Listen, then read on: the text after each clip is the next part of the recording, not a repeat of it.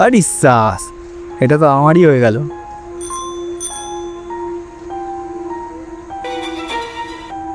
ইস, প্রতিদিন যদি এরকম হতো আমার সাথে। না, তোকে কিছু বলিনি।